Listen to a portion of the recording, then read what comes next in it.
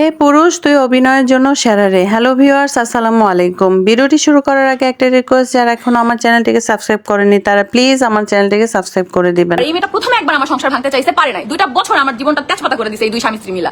এই দুই থার্ড ক্লাসে নিয়ে আমার জীবনটা শেষ। এক আয়েশের বাপ, এক আয়েশের মা, দুইটা সেম লেভেলের, দুইটাই সেম লেভেলের শেষরা। না স্যাবলা তাড়াতাড়ি ডিভোর্স দিব, আমার একটা বাচ্চা আছে, আমি তো ডিভোর্স দিব না। ওরা আমার সাথেই থাকতে হবে, আমি জীবনও ডিভোর্স দিব না, জীবনও ছাড়বো না। আমার সাথে কিন্তু এগুলো করতে পারবে না। 2 বছরে যা করছে, যে অত্যাচার করছে, দুধের বাচ্চাটা রেখে যে 2 দিন বাসার বাইরে ছিল, 1 রাত বাসার বাইরে ছিল, আমার উপরে যে কি গেছে সেটা আমি জানি। ওটা এটাই চাই, এটাই তো চাই আমি আমার সংসারটা ছেড়ে চলে যাই আর সাজানো সংসারে সুন্দর মতো এসে উঠুক আবার। হ্যাঁ আপু, আজকে সবকিছু বলবো, কারণ দেখা যায় কি এই যে বা যারা হাস্যকর বা যেইভাবে ইচ্ছা উপস্থাপন করে, বাট আমি কোনো কথা বলি না। তো এই জন্য দেখা যায় কি মানুষ যেইভাবে মানে ইচ্ছা মিথ্যা চাপায় দিতেছে আমার উপরে, যেইভাবে খুশি সেইভাবে। হে পুরুষ, তুই অভিনয়ের জন্য সেরা রে, কথাটি আখি আহাদকে উদ্দেশ্য করে বলেছে। ইতিমধ্যে আপনারা সবাই জানতে পেরেছেন আখির সাথে আহাদ যোগাযোগ করে এবং তিশা সেটা লাইভে এসে দেখিয়েছে। আমরা দেখতে পাচ্ছি আহাদ আখিকে তার জীবনে ফেরানোর জন্য অনেক চেষ্টা করছে। এইদিকে কাশপিয়া কালেকশনের ওই আপুর সাথে আখির একটা ভালো রকমের গ্যাঞ্জাম হয়েছে, আর সেই গ্যাঞ্জামের কারণে কাশপিয়া কালেকশনের কাশপিয়া আপু লাইভে এসে আখিকে অনেক কথা শোনায় এবং আয়েশের জন্য সে দুধ ডাইপার কিনে দিয়েছে, সেই খোটাও দেয়। ওই আপুটা আয়েশের জন্য একবারই দুইটা দুধ, দুইটা ডাইপার আর হচ্ছে 4টা ড্রেস পাঠাইছে।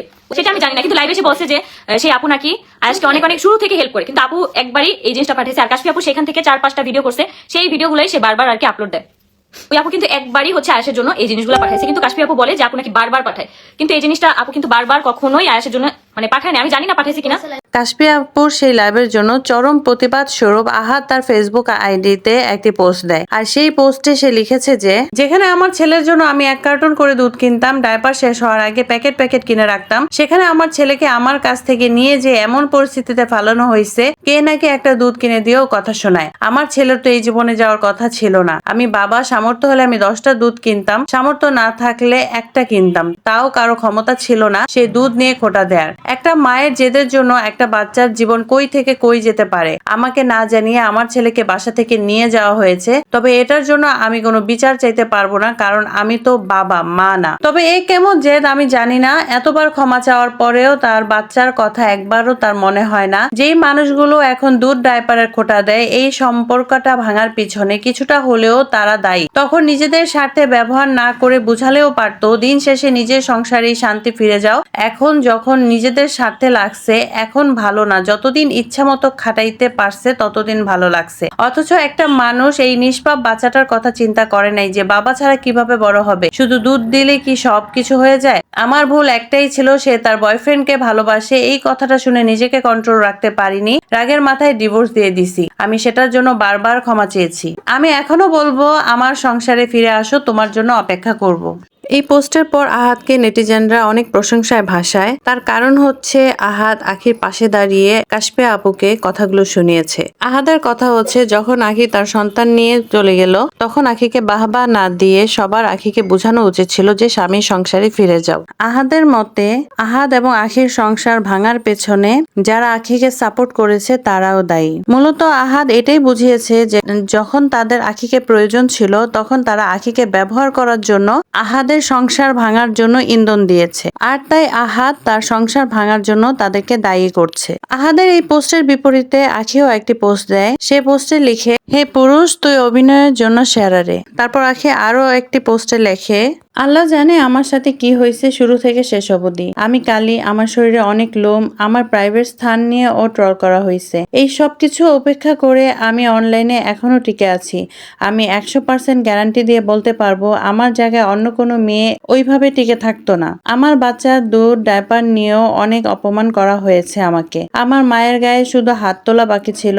যে মহিলা ডায়াবেটিসের রোগী, সেই মহিলা দিনরাত আমার ছেলেটাকে রাখে, আর আমি অল্প অল্প টাকায় অনেক প্রমোশনের কাজ করি দিনরাত। আমার বোন আমাকে ভিডিও করতে সাহায্য করে। হয়তো আমার বাপ বড়লোক থাকলে আমাকে অনলাইনে কাজ করতে দিত না। এত কিছুর পরও কেন জানি আমার অতীত আমাকে ছাড়ছেই না। যেখানে আমি ফিরে যেতে চাই না, আমাকে বারবার টানা হচ্ছে। আমাকে নিয়ে এখনো বিভিন্ন রকমের কথা। আমি মেন্টালি অসুস্থ হয়ে যাচ্ছি। হয়তো কোনো একদিন আপনারা জানবেন আমি সুইসাইড করেছি। আমি আর এইভাবে পারছি না। আমাকে আমার ছেলে নিয়ে বাঁচতে দিন। আপনিও আপনার স্ত্রী সন্তান নিয়ে ভালো থাকুন। এখানে আখি সম্পূর্ণভাবে ক্লিয়ার করে দিয়েছে বলেছে সে আহাদের জীবনে ফিরে যেতে চাচ্ছে না, এবং আখি লাইভেও ক্লিয়ার করে দিয়েছে সে আহাদের কাছে ফিরে যেতে চাচ্ছে না। সে আহাদের এই প্রেসারে মেন্টালি সিক হয়ে যাচ্ছে এটাও সে বলেছে। তাই আহাদেরও উচিত হবে না তাকে এইভাবে প্রেসার ক্রিয়েট করা, তার ইচ্ছার বিরুদ্ধে তাকে বারবার জোর করা। তবে আখির এই স্ট্যাটাসের কমেন্টে সবাই আখিকে আহাদের কাছে ফিরে না যাওয়ার জন্য বলেছে। এটা সম্পূর্ণ আখির ব্যক্তিগত বিষয়, যেটা যে জীবনটা আখি কাটিয়েছে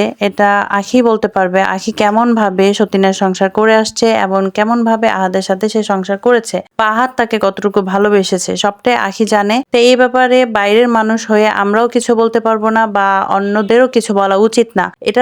এই বিষয়ে সম্পূর্ণ ডিসিশন আখিকেই নিতে হবে এবং আখি যেটা ভালো মনে করবে সেটাই করা উচিত। তবে আমি পার্সোনালি মনে করি একটা শিশুর জন্য বাবা মা দুজনের ভালোবাসা প্রয়োজন। তাই আয়াসের জন্য হলেও আখির আহাদের সাথে মেলা উচিত হবে কিনা সেটা আখির ভেবে দেখা উচিত। যেহেতু এখানে আহাদ ফিরিয়ে নিতে চাইছে, জানি না সে মন থেকে চাইছে না তার কোনো লাভের জন্য সে চাইছে বা এটা তিশার কোনো চাল কিনা সেটাও আমরা জানি না। তিশার লাইভে এটাই ক্লিয়ার যে আখিকে ফিরিয়ে নেওয়ার ক্ষেত্রে তিশার কোনো আপত্তি নেই। তিশা শুধু এটাই জানিয়েছে যে আয়াসের জন্য হলেও তারা যেন মিলে যায়, কিন্তু তারা মিলে গেলে আর তিশার সংসারে ফিরে যেতে পারবে না, আলাদা বাসা নিয়ে থাকতে হবে। আর যদি আমাদের সাথে থাকি তাহলে বয়ফ্রেন্ড টাইফ্রেন্ড বাদে মিলে যা, ছেলেটাকে নিয়ে একসাথে দুজন মিলে থাক, বাচ্চাটা লাইফ ঠিক হোক। বাচ্চাটা নিয়ে দুদিন পর আয়াসের বাবা এই করে নাই, আয়াসের বাবা খরচ দেয় নাই, আয়াসের বাবা খোঁজ নেয় নাই। তো আয়াসের বাবা খোঁজ না নিলে ছবি পাঠিয়েছিস কেন আয়াসের বাবারে?